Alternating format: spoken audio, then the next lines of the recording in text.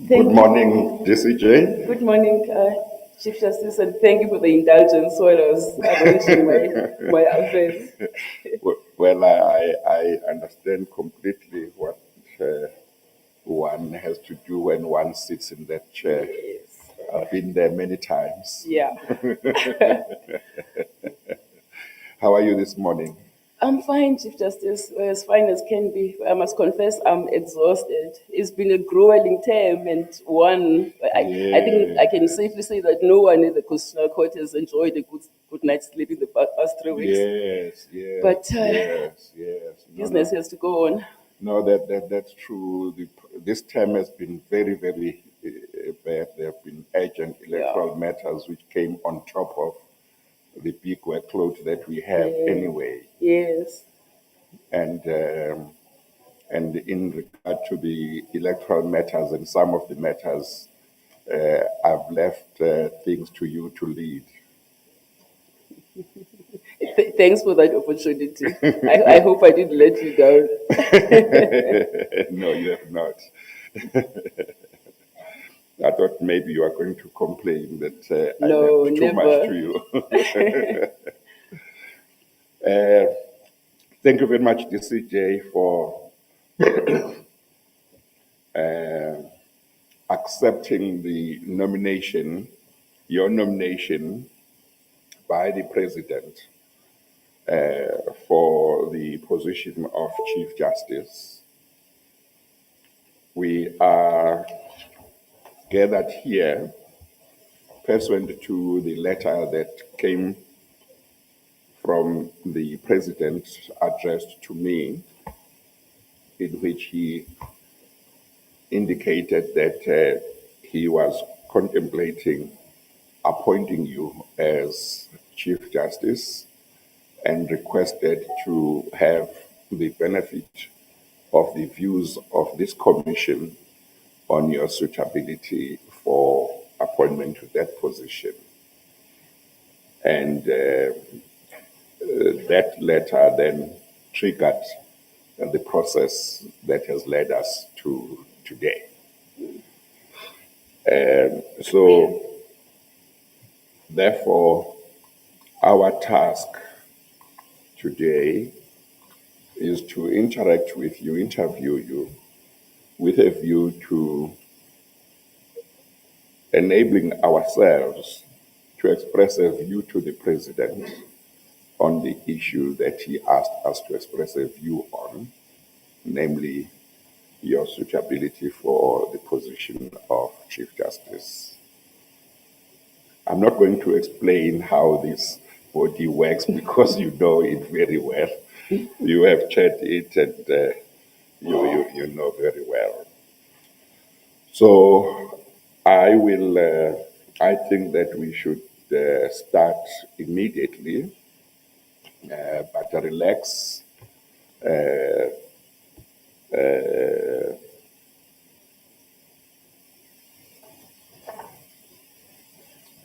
In the way in which we will do the interview, we'll afford you an opportunity and give you about 30 minutes that you can use to share with the Commission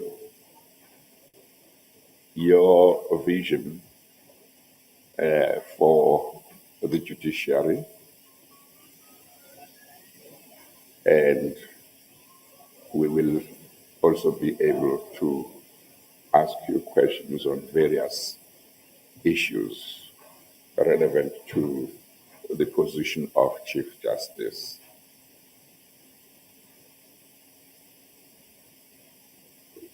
I do not think that it's going to be necessary to traverse your background that is so well known, not only to this body, but I think nationally, because you were before this body not so long ago. I think that it will be necessary to accept that certainly all the members of the commission are very familiar with your background, because it's in the bundle, but also in the past 24 months, I think you've appeared twice and shared that background with them. So I think that it would be important to go straight to the important issues. I will just mention that that background does include that you hold a BProc, LLB, and NLM degrees, and you got your BProc at the University of Transkei, you got your LLB at the University of Natal, you got your LLM at Duke University in the USA. You practiced as an advocate for a number of years. You were a judge in the High Court for a number of years. You acted in the Labor Court. You became a judge in the Supreme Court of Appeal. You rose to be Deputy President of the Supreme Court of Appeal, ultimately becoming President of the Supreme Court of Appeal. You are currently the Deputy Chief Justice of the Republic, and you have delivered many papers on legal subjects as reflected in the bundle, and you have held many positions of leadership in certain organizations, including the South African chapter of the International Organization of Women Judges. Is anything that I've said so far not true? No, everything is correct. And I must say I'm impressed that you seem to know so much about me. You barely looked at your notes. Yeah, no. I think I do. We have known each other for a long time. So I'm going to therefore start my questions when you joined the Constitutional Court. That was in September 2022, is that correct? Yes, Chief Justice, time flies. Almost 2 years ago now. Yeah.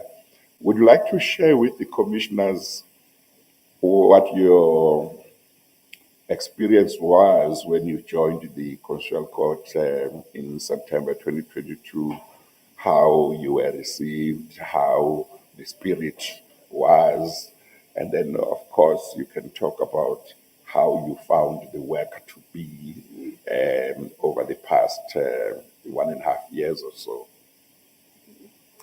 Thank you, Chief Justice.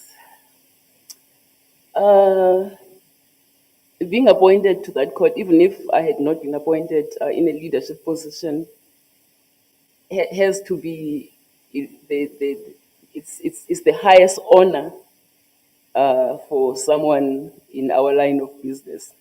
That's where I want to think everybody would want to end up before they retire. So it was the biggest moment of my life to be appointed to that court, especially in a leadership position. And I must confess that it filled me with trepidation. The job of Deputy Chief Justice, whilst I have you to hide behind, is still one of enormous responsibility. So I went there with the full awareness that you would be delegating important responsibilities to me, and I worried a bit about that. But once I got there, I had forgotten just how collegial that court is, because I had been there many years ago when we both acted. I think it was in 2012. And I found a similar environment. A group of collegial, very warm colleagues who were willing to, it's an open door policy there. Everybody was willing to give me, their precious time to orientate me, answer any questions I may have, and just make me feel comfortable. So I was very warmly received, and I appreciated that. I came from the Supreme Court of Appeal. The last time I had been at the Constitutional Court, things were not as hectic. They were nowhere near as hectic as they are now. So I did not really have any idea what to expect. We, as spectators, we always said, bragged that the Supreme Court of Appeal is the highest working court in the country, and it's still able to produce results in lightning speed turnarounds. But I was in for a rude awakening. I have not worked as hard in my entire life than I have in the last 20 months. That court is extremely, extremely busy.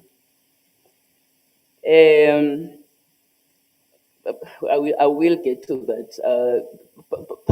Part of the reason why we hardly have time to breathe actually has a lot to do with the manner in which we work. I'm trying to find tactful language. So I do believe that there are a few things we could tweak to streamline our operations and give ourselves more time, just to breathe. So that's the kind of court I found. Very hardworking, which people don't know. We are judged. It's said we receive no more than 400 new applications for leave to appeal, for example, in a whole year. But and we don't set down more than 40 matters for hearing, and we are compared with the Supreme Court of Appeal. But those numbers are huge when you consider the fact that we sit and bank, and just the way of working there is different. And there's the added responsibility, the added weight that our word is the last in all the matters we determine. So we have to pay particular attention to every matter that comes before us before we issue a decision. So that's the best way I can describe it. But the work, bar the constant fatigue and just sometimes one can feel overwhelmed, especially when you're in a leadership position, and in addition to the core judicial functions, you have all these other administrative responsibilities to take care of. It does happen that sometimes that you feel, oh, I wish I had stayed in the High Court and just remained a judge where I could only worry about going to court, listening to counsel, argue their cases, and go and write my nice judgments. So one does not have that luxury. But with I would like to think that I've coped with the cooperation and support of colleagues, and more especially you, Chief Justice. I do want to give you that credit while I sit here, and many people in our country are listening. You've been such a huge support to me. You've exposed me to all the work that you could possibly do, and we're always there in the background. Even if you allocated me a task, I always knew that you would be there, to to make sure that I'm on the right path and I'm okay. So that is the constitutional court I've experienced. Work is exhilarating, of course. I love the intellectual bits, but it's extremely hard. I have to say that. So, the actual work you say you enjoy. It's just I that enjoy it. the volumes are huge. They are huge. Yes, yes, Too huge. yes. During this 20 months period of 20 months or so, have you been given an opportunity to preside in matters? Do you want to share your experiences with the Yes. commissioners about sitting and presiding in matters in the absence of the Chief Justice? I have done that, Chief Justice, on a number of occasions, but well, there was nothing new there. Presiding in matters begin in the High Court, where you don't even have the support of the colleagues around you. You are sitting alone and have to, to deal with everything all on your own. So that has not been the most difficult part of the job. But I've done that, and it has gone well. Yes. No, I've no doubt it has gone very well.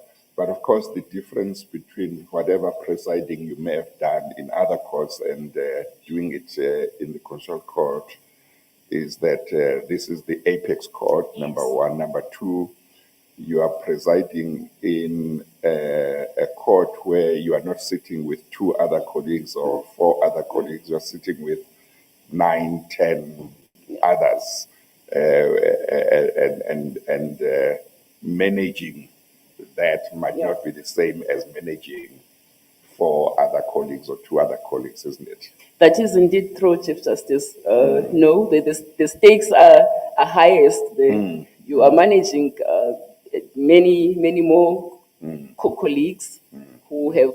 I'm not saying that the others where I came from did not have strong opinions, but there's always that added pressure underlying everything.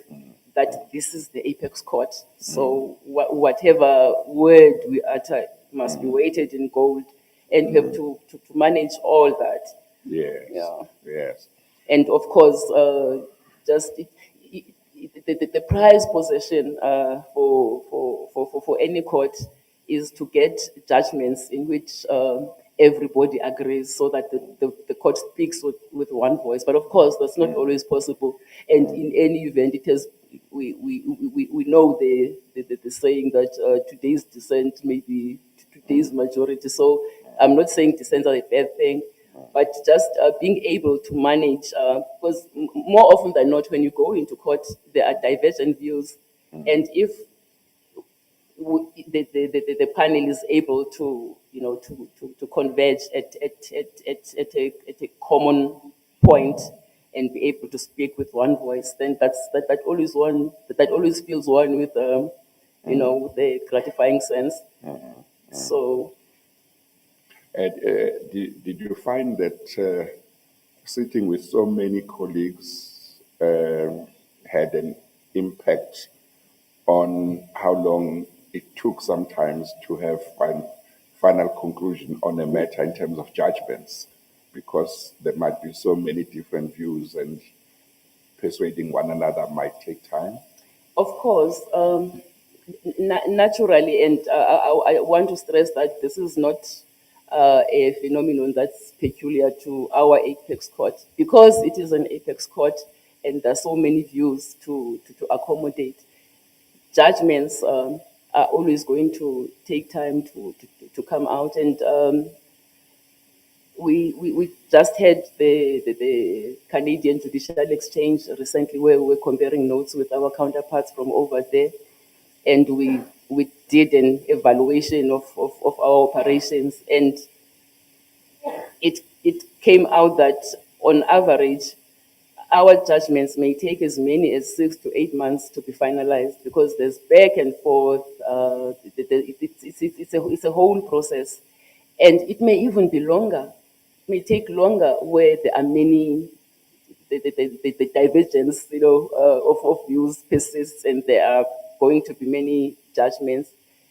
You can't hurry judgments of the apex court. Of course, we have a responsibility to get our judgments out expeditiously, but because it's an apex court, we have to take extra care, because once it is out there, there is no opportunity for a litigant who is unhappy with the result to appeal somewhere. It ends with us.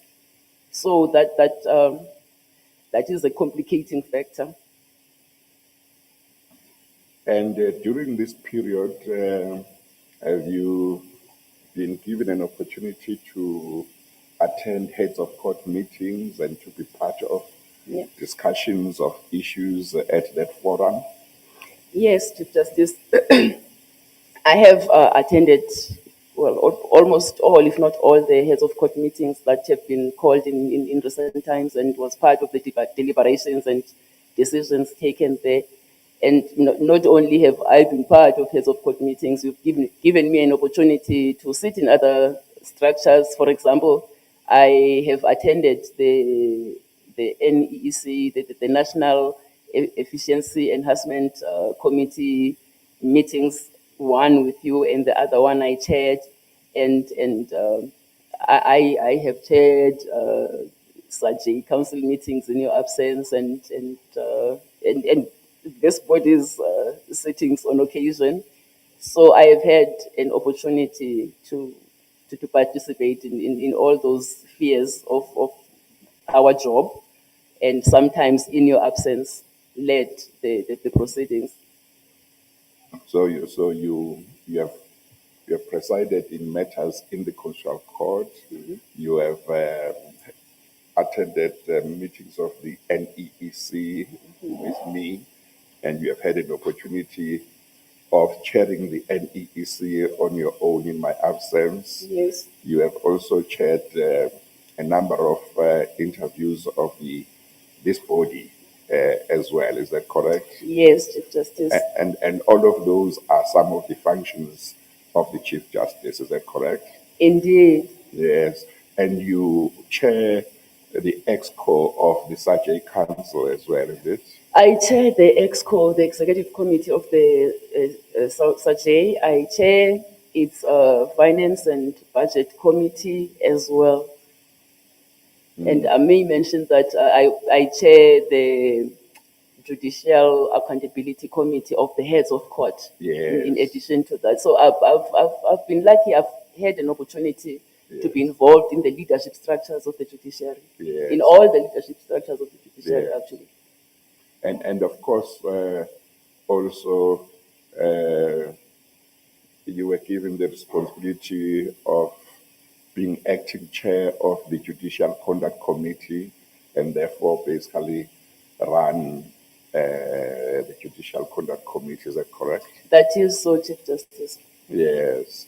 I'm sure later on there'll be a chance to talk more about the work of the Judicial Conduct Committee, but I just Yes. thought let's touch on those matters where it's part of the function of the Chief Justice, and you have already had the chance to do those without any problem. Okay.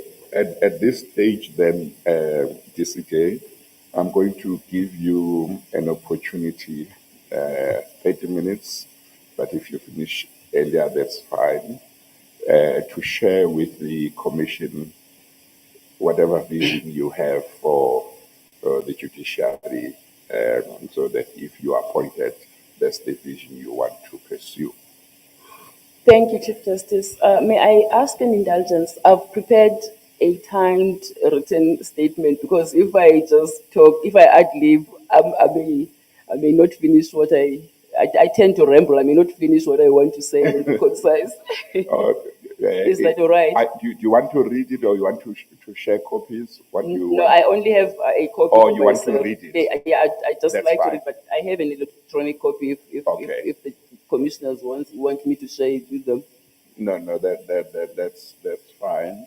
I think if there is a copy and you are happy to give it to the Secretariat for them to make copies for us, that can be done while you continue. The Secretariat will make contact with you. Yes. But if you say, no, I don't want them to look at paper, I want them to look at me as I present this, we will abide. That actually is a good idea. I'd prefer it if you looked at me. Oh, okay, all right. Thank you. Okay, all right. So Secretariat, don't take it. Okay. Thank you, Chief Justice. May I go ahead? We are all ears, yes. All right. All eyes. Okay. Before I set out the vision I have for the judiciary, I want to explain first how I understand the role of Chief Justice and the nature of the duties that attach to the position.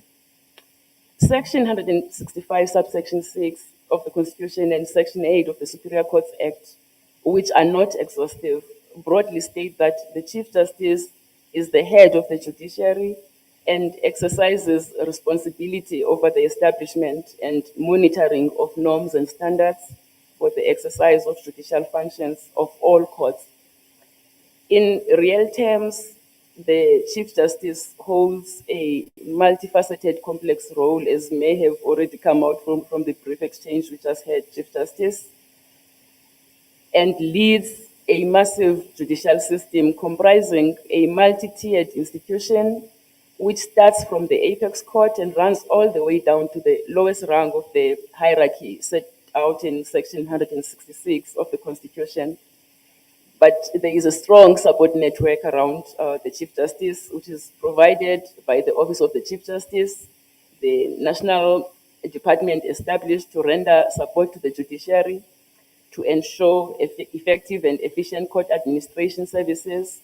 Then there are the heads of court and the judges and magistrates themselves, who are highly educated and experienced professionals. The primary function of a Chief Justice, which is shared equally with all other judges, is to adjudicate the cases that come before the Constitutional Court. That is, her first duty is to sit in court and produce judgments and produce those judgments expeditiously. And her vote in the adjudication of cases carries the same weight as those of her colleagues, to whom I may mention she is only first among equals. Then follows the additional, numerous, and unique responsibilities that attach to the position. The Chief Justice is responsible for the administration of the apex court and exercises final authority of the functioning and management of all courts. So in the Constitutional Court, she will perform the usual duties of a head of court, which include allocating cases and other judicial duties to the judges, determine sitting schedules, manage procedure to be followed, and issue directives in respect thereof, case flow management, overseeing the expeditious finalization of matters, setting recesses, and so on.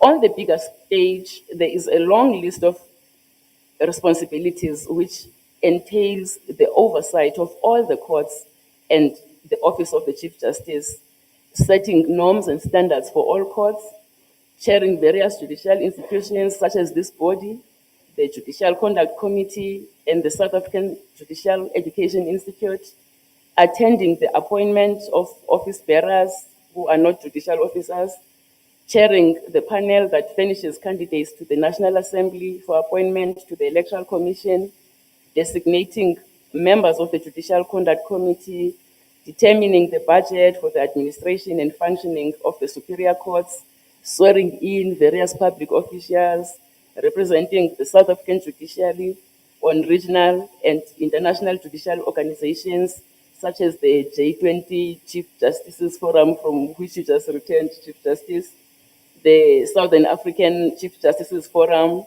the Conference of the Constitutional Jurisdictions of Africa, and others, attending the periodic review of the Judicial Code of Conduct, and many other responsibilities. In sum, the Chief Justice is the face of the institution, the judiciary. As I said during my last interview, our country has suffered a lot of upheavals in recent times and faces many serious challenges. So the need for an impartial, independent, effective, accountable, responsive, and cohesive judiciary has never been greater. If I'm appointed for this position, I know that I will bear the enormous responsibility of ensuring that the institution remains strong, retains its integrity, and firmly executes its role of protecting and promoting the Constitution and the law, so that our country, especially the poor and most vulnerable members of our society, are guaranteed access to justice.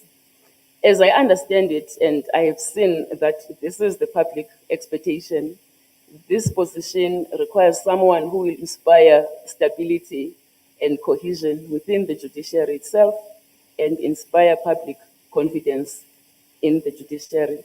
And I believe that I can do that. Fortunately, despite all the challenges in society and within the judiciary itself, there is an efficient system of judicial administration in place, which the public still respects. But there is a lot of work to be done to get the institution working optimally to execute its constitutional mandate. Before I present my actual vision, I ask to preface my statement with a qualification that while it contains, that is the statement contains my wish list for the judiciary, a judiciary that is contemplated in Chapter 8 of our Constitution, which vests judicial authority in the courts, and envisages a judiciary that is independent, impartial, dignified, accessible, and effective. This vision is not solely mine. It draws significantly from discussions and resolutions of the judges and magistrates flowing from a meeting of the judiciary that was held a few months ago in December 2023, with the aim of reflecting upon and reviewing the challenges facing the judiciary and determining how the accessibility and effectiveness of the courts can be enhanced so that South Africa may have a single judiciary with a fully integrated system, structures, and leadership of its own, a judiciary that is effective and fully independent from other arms of government, a judiciary that runs its affairs independently and is accountable only to the Constitution and the law. I may just mention that this meeting we had in December 2023 is the one I had proposed in my vision to this commission when I was interviewed for this position in 2022, because judges and magistrates had been clamoring for a judicial lekgotla since the last one that was held in July 2011. And this arose from the fact that there had been a number of important developments in the institution. And thankfully, Chief Justice, you heard the cry and saw the need to have that kind of meeting, and you arranged the platform which provided the institution with a critical barometer. From that meeting, the judiciary came out with a clear picture of its achievements since democracy and its current needs, challenges, weaknesses, and most importantly, whether it is fulfilling its constitutional role in present-day South Africa. But even after that meeting, I have continued to consult various colleagues, both senior and junior, who may not have had an opportunity in the meeting to speak on the burning issues or have since had fresh views.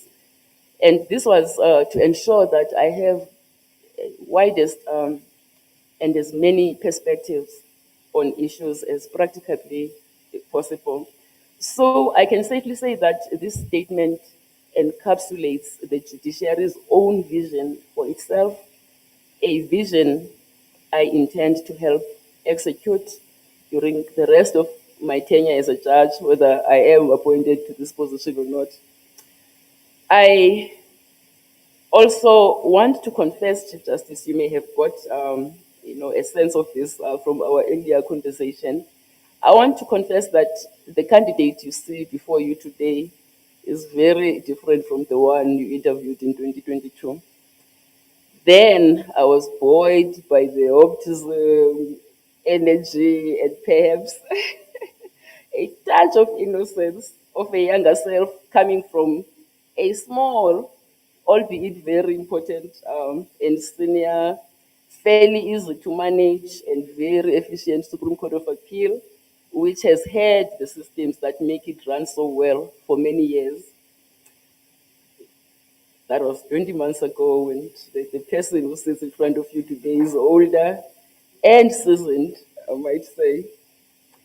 So, in the time I've been in the Constitutional Court, I've gained valuable experience, such as we covered during the introductory part, Chief Justice. I've had an opportunity to get a taste of what this job actually entails. And I must say that it has been a sobering experience. And I remember, I'm going to disclose a chat you and I had a few days ago where I was saying there is absolutely nothing attractive about your job, Chief Justice. If I had a way, I would go and hide in a hole somewhere. I'm not sure I want it. It's too hard. So perhaps I should just expatiate a little bit on these things that I have been doing. No, there's no need. We covered everything, except that I just like to explain a little bit of what the Judicial Accountability Committee does, because it does important work. It helps facilitate the judiciary's annual reports and keeps an eye on the implementation of the judiciary's performance assessment tools, among other tasks, of course. And importantly, it's responsible for one of the accounting tools of the judiciary to the public, which is Judiciary Day. It is that committee that arranges that event. I may just mention that in the work I have done in the Judicial Conduct Committee, I have been able to prepare and submit to you a performance report just for the last year, which sets out what it's just a bird's eye view on what the committee has been doing, how it has fared, and I recently gave it to you for consideration. Well, I have said I have experienced I've dipped my feet in the water, and I have found out that this job is difficult, to say the least. But I am confident now more than ever that I can do it with the support, of course, of my colleagues and smart management. And we have many colleagues. At last count, I think we are 252. So I would have 251 people on the upper ranks of the judiciary, and just under 2,000 in the lower ranks in the magistracy, when they are finally brought into the fold to assist. And as I said earlier, all these colleagues have long experience and valuable insights, which I have no doubt I would be able to harness, because I am a strong proponent of inclusive and collaborative leadership. And I know that I have the soft skills to make everyone feel that they have a stake in this institution, and that we all share the responsibility to make it work and deliver on its constitutional mandate. Back to the deliberations of December, that meeting threw into sharp relief the adverse consequences of its lack of institutional independence first. Independence, which would include operational and financial autonomy. And we saw starkly the negative impact this has on the judiciary's effectiveness and efficacy. So the judiciary reaffirmed its quest for a judiciary-led court administration model, as it aligns closest to the notion of judicial independence and will enhance administrative and the administrative and financial efficiency of the courts. The meeting also identified the challenges and weaknesses in the operations of the judiciary that impede its achievement of optimal effectiveness, efficacy, and independence, and results, amongst others, in the delay of delivering judgments and finalizing cases. And these included shortages of judges themselves and staff, infrastructural challenges in court buildings, the slow rollout and implementation of court modernization, in particular, information communication technology and digitization, the undue delays in promulgating legislation for the implementation of court annexed mediation, which has been established, would be beneficial for litigants and the administration of justice, as it allows expeditious resolution of disputes, identified as well the weaknesses in the system of accountability and transparency in respect of the conduct of judicial officers and the undue delays in dealing with complaints against them, which may erode public confidence in the judiciary. Those undue delays referring to this body. The significant reduction over the years of judicial officers' salaries as a result of the failure to grant increases that are at least in line with inflation, and the need for a specialized framework as contemplated by the Constitution for the proper determination of the salaries and benefits of members of the judiciary, and the safety and well-being of judicial officers, which are all matters of great concern, requiring ongoing assessment and measures of intervention, which we have not received. The judiciary then made the following resolutions. First, to urgently take all steps necessary to establish a single judiciary, including the migration of the regional magistrates and magistrate courts to the office of the Chief Justice, as was intended when the decision to achieve institutional independence for the judiciary was taken in 2013. The establishment of the office of the Chief Justice that year being merely the first step of that process. And it was noted that this will entail that all the functions relating to the judiciary and the operations of the courts that remain within the Department of Justice and Constitutional Development shall be transferred to the Office of the Chief Justice with the autonomy of its own budget and necessary human resources. And these functions, it is important to state them, include the security management functions for all the security needs of the judiciary, the courts, library services, and the procurement of books, journals, and other related resources, ICT services, including the procurement of ICT resources, the rules board, which makes rules for the courts, but is not part of us really, and the infrastructure and facilities, and all procurement of such facilities that is required by the judiciary. Importantly, in relation to infrastructure projects, the OCJ in that dispensation would be able to deal directly with the Department of Public Works and Infrastructure instead of having to go through the Department of Justice, which has problems of its own. I'll get to those a little later. The second resolution was to intensify the efforts of the leadership of the judiciary to finalize the issue of full institutional independence of the executive. Such full institutional independence to include a judiciary-led court administration model, financial autonomy, and operational independence, as was mentioned above. In this regard, the Chief Justice issued a statement, and just for good effect, I will repeat what that statement said. The judiciary expressed its deep disappointment that for over a decade, the executive has failed to respond to its proposals for a judiciary-led court administration model. And the executive was urged to give the matter urgent attention so that the transition to a fully independent judiciary, which is on the same level with the other two arms of government, is achieved, and the principle of judicial independence is entrenched. The third resolution was to assess the existing ICT system and identify the necessary system upgrades and required ICT infrastructure resources of the courts, importantly inclusive of the lower courts, expeditiously.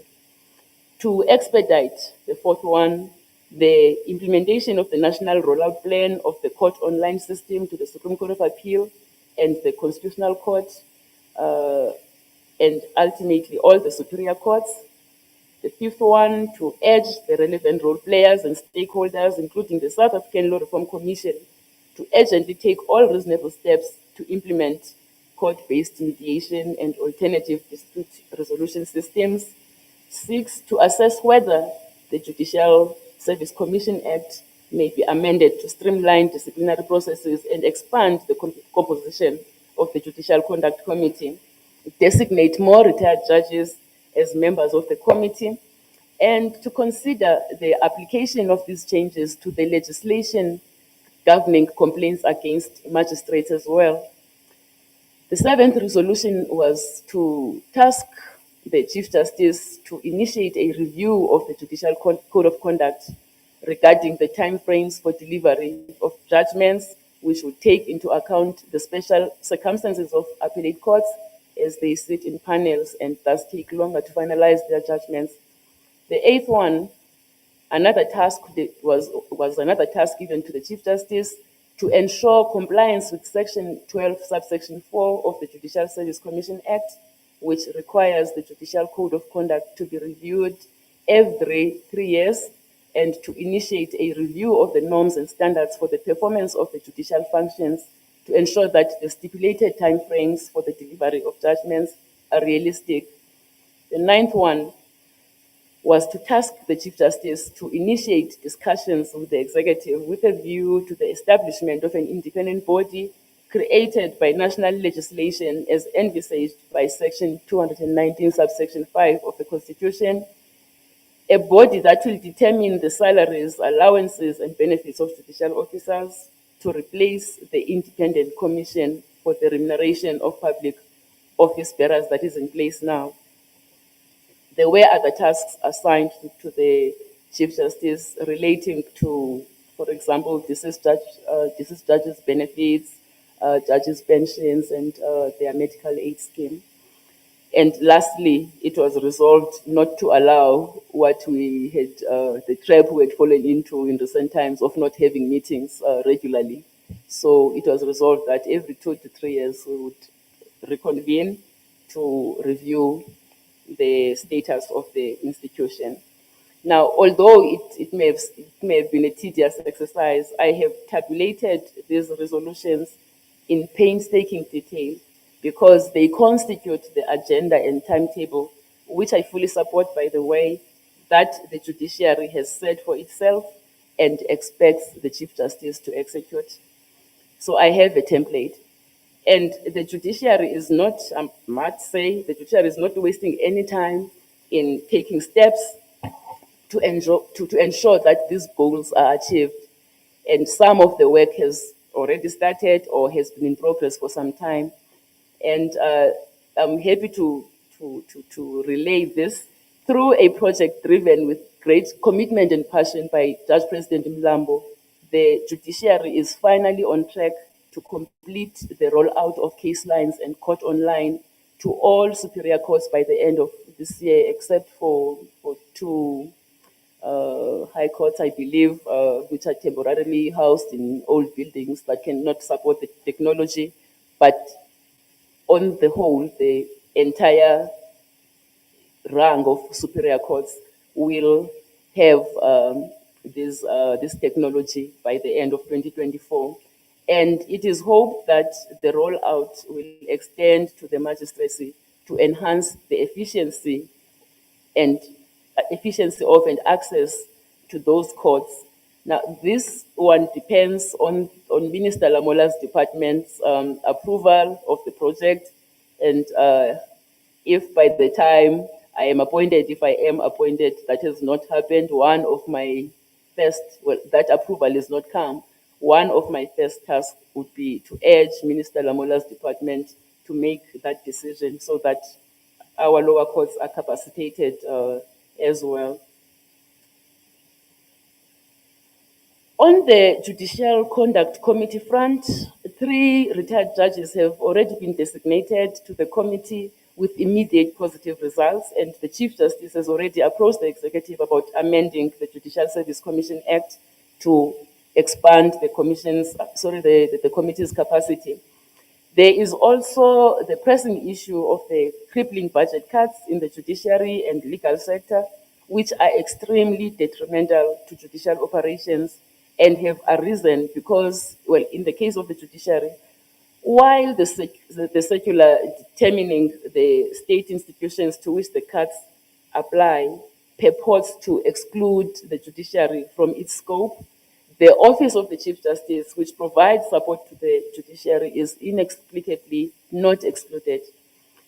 But the Chief Justice has already requested a consultative process with the executive to look into that challenge. and that process must be seen to the end urgently. So this is the template I would adopt and see to it that its targets are realized. But I do have further ideas on where else and how to effect improvements in the institution, and I add the following list to the above template as my key priorities. Foremost, of course, is attaining full independence for the judiciary and bringing the magistracy within the fold of the Office of the Chief Justice.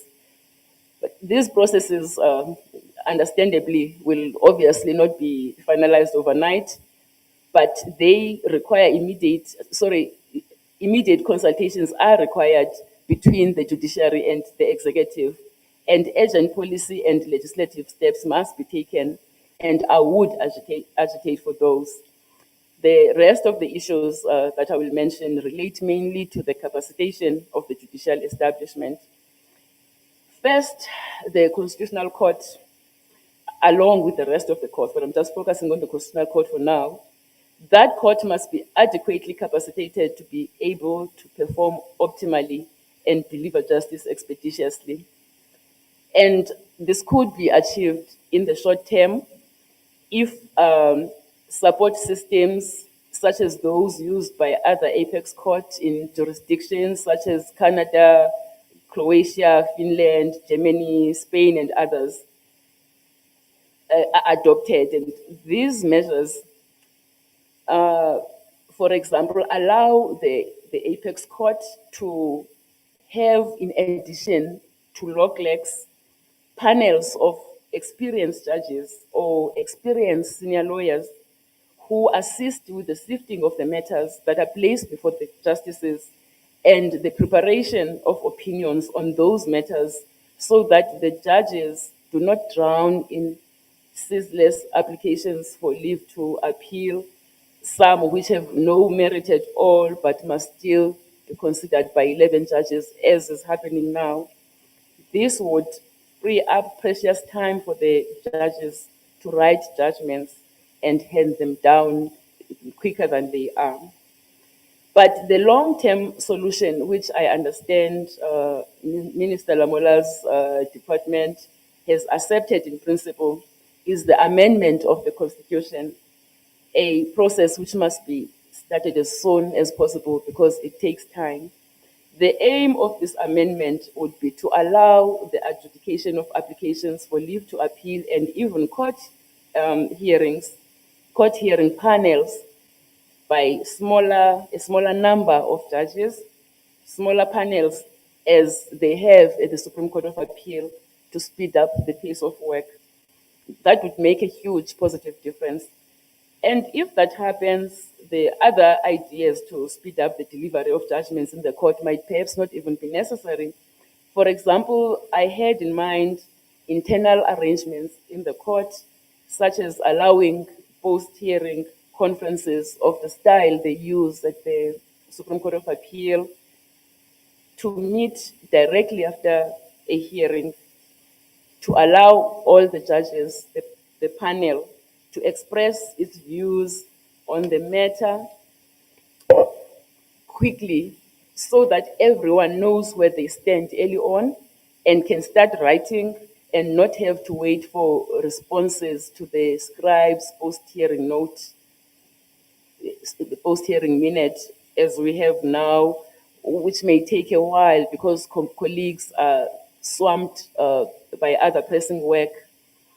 The court could set strict timeframes for the progress of the judgment writing, which the collective would strictly monitor. I suspect that the chairperson might not approve this idea, but I would also advocate for the appointment of more judges in the court so that the work is spread wider among more judges. As I understand it, the court can accommodate as many as 15 judges now, and creating these extra positions would, in my view, fit with the idea of allowing smaller panels to adjudicate applications and appeals and ease the pressure on the judges. Secondly, the whole country knows that the caseload has increased, litigation has exploded, it has increased exponentially over the years across all the courts. Courts which are understaffed administratively, in terms of research capacity, and the number of judges in the superior courts, in the midst of all what has happened in recent times, the dramatic increase of work, the number of judges remain largely unchanged. So the same number of people who were dealing with much fewer cases a few years ago have to manage with impossible caseloads. Judges are struggling tremendously to get all the work done at the risk of their health and well-being. And I dare say, because this is a hotly contested issue, when they are not even paid properly for their effort, as a result of the budget cuts, it is no longer possible to appoint acting judges to assist with backlogs. And this is a tussle I had with Minister Lamola when I was still at the SCA, because there is no money. Treasury said there is no money, and we sit with all this work, and when the, the judiciary is not able to deliver on its constitutional mandate, fully, the public will point fingers at it that it's not doing nearly enough. More judges and administrative staff and enough law researchers must be appointed in these courts to alleviate pressure on the existing judges and reduce the incidence of delayed judgments and avoid the delays in dispensing justice. I was just having a chat with President Molemela recently about the capacitation of the court. And I was horrified to hear that the Supreme Court of Appeal, a senior court, a very important court, where most of our cases end, because it's just a fraction of cases that go to the Constitutional Court. Many cases end there. That court only has 3 researchers shared among 25 judges, and that is totally unacceptable. It's a miracle that that court is still able to perform as well as it does with such constraints. And I'm sure the strain on the judges, is unimaginable, and that should not happen. People should not have to sacrifice their health for work when there are measures that can be taken. May I just interrupt you briefly to say we have gone over the 30 minutes, but you can indicate if I should give you, 10 minutes more? Just 10 minutes will do, Chief Justice. Okay, Thank you so much for the indulgence. Okay, all right. Thirdly, I want to touch upon a notorious fact that there are serious challenges of poorly maintained infrastructure that is falling apart in all the courts, as Commissioner Makwanishe and his portfolio committee can attest, all the way from the Constitutional Court, which has a leaking roof, cracked walls, outdated ICT and security systems with broken biometric X-ray machines, which have been in a state of disrepair for a few years now, which compromises security in the court. The present system requiring the OCJ to communicate with the Department of Public Works, which is in turn notoriously unresponsive, we all know that, to attend these matters, stymies any effort to address these issues and has to be addressed urgently while the judiciary waits for institutional independence. The progress that has been achieved with the transformation project is not enough, and gender diversity still needs attention. So while the OCJ is to be commended for the aspirant women judges program that was recently resuscitated from the days of former Minister Mabandla, it's a very useful tool in this regard, but it needs to be intensified, and that project itself is already at risk because of budgetary constraints. This body is doing well. The focus has been on the JSC for many years, and we know the reasons. The body is doing well insofar as its judicial interview processes are concerned, having reviewed its processes in recent times, and there are barely any complaints about its procedure lately. But its operations must be strengthened where necessary to ensure the speedy resolution of its disciplinary processes. The issue of acting judicial appointments, which some interested parties have complained are processed in secrecy, remains a point of contention and needs to be revisited between the heads of court, the JSC, and the Minister of Justice. The judiciary needs a properly functioning communication structure that conforms to the institution's communications policy and properly deals with issues affecting the judiciary, and a spokesperson who will represent the institution when the need arises, which is often. We have not had a spokesperson since the departure of the last one. I think it's been a few years now. And on occasion, I've found myself having to cobble statements with the Secretary General, and that's totally inappropriate. I have proposed during my previous interview a structure that resembles what they have in the UK Supreme Court, for example, a communications department which includes a judge, perhaps a retired one in our case, who has an understanding of the law and can address legal issues properly where necessary. The loss of public confidence in the judiciary is another worrying feature. We hear about the expert survey results, which are not favorable to us, and that does not augur well for the rule of law and our democracy. My view is that the judiciary cannot leave this matter in the hands of other stakeholders and needs to do something itself.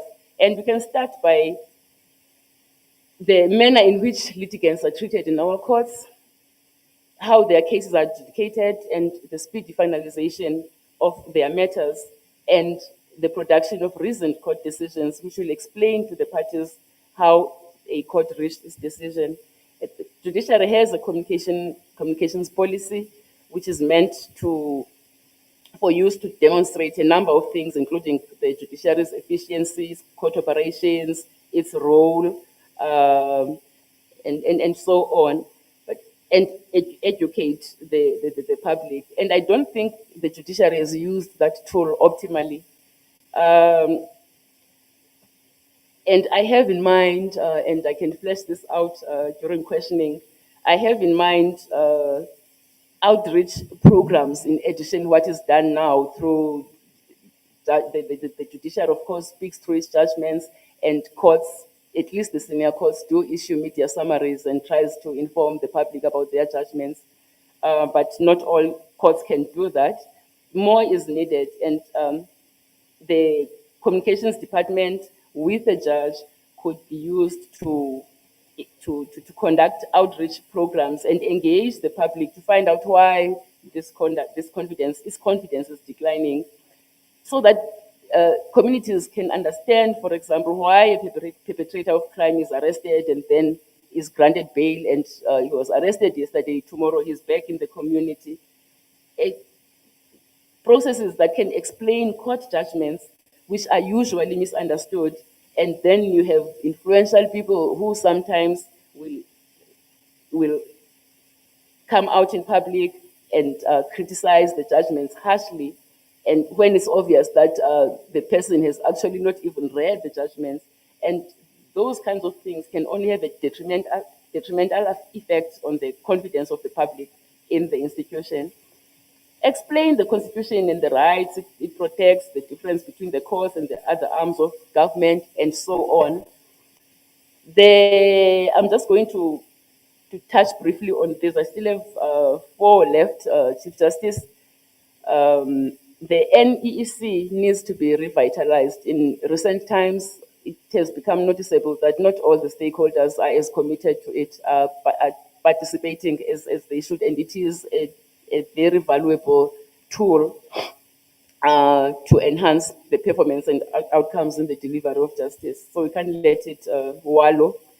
Then there's the safety of our court buildings and court personnel, which must be prioritized. Our courts are not safe. And I can just mention that JP Mlambo himself has been a victim of crime in the precincts of his own court. And there are many, many such stories of judicial officers who have been attacked in the courts of law where one is supposed to be safest. The judiciary needs to finally establish a functional judges' wellness program. And this is one thing that the magistrates have got right. They have a fully functioning wellness program. This initiative was conceived and developed during former Chief Justice Mukweng's time. It needs to be revived. It has stalled, it needs to be revived and implemented. Then there are the judges' conditions of employment, which must be improved so that the institution can attract suitable candidates to its ranks and boost morale, which is flagging. We know that the magistrates have recently been threatening to go on strike, and Minister Lamola knows all about that. We do not want such incidents. There are other problems with the rules board that is not able to function optimally because of the rules, the budget cuts, the judicial conduct committee that is struggling under the weight of the work, because the work of the Judicial Service Commission has also increased dramatically. In the JCC, the committee used to hear maybe 6 complaints against judges per year. Now it's that number every day, and there is a flood of complaints against judges that are coming in. And the secretariat has not only to deal with the processing of those complaints, they offer support to the Judicial Service Commission itself. They help with the operations of the judicial conduct tribunals. So the work is just too much for them, and they are not coping. There as well, there are posts that could be filled. They cannot be filled because of the DPSA, which operates in a way that when a vacancy arises, you have to seek the permission from Treasury, and we go back to the story that there is no money. One last thing, Chief Justice, there is an old perennial complaint, goes back many years, that the Chief Justice never visits the courts. I'm one of the judges who used to complain about that. And what I would try to achieve in the 10 years I still have left as a sitting judge, if appointed, would be to make sure that I visit each and every one of the courts in the country for the obvious benefits that would bring. In sum, Chief Justice, the resolution of many of these challenges lies in the hands of the executive. The judiciary cannot achieve what it seeks for itself without the cooperation and assistance of the executive and even the legislature to some extent. So the other thing that would be important would be to foster, to intensify the relationship between the leadership of the arms. I know that you have meetings with the relevant parties. I think more fire needs to be added there to make sure that the results that the judiciary wants are achieved from those interactions. I've had to scrunch up my key priorities, but that's about it. I hope I'll get an opportunity to flesh out some of the issues during questioning. Thank you, Chief Justice. Yes, no, I've no doubt there will be lots of questions, DCJ, so you will be able to deal with some of the issues further. We are at 23 minutes past 11. Can we agree what time we should break for tea so that I see whether we break now or we continue and break later? What is everybody's feeling? Shall we break later? At 12? We might as well break for lunch if we're breaking at 12. So I think the option is to break now. Yeah, either break now or break Yes. 12 at 12. We break now. Yes. Oh, okay, all right. Let's take a break Does the then. candidate get a say, Chief Justice?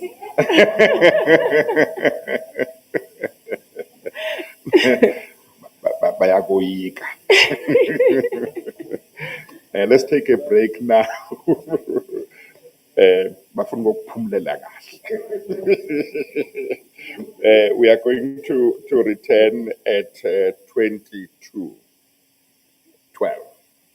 It's 15 minutes. Thank you.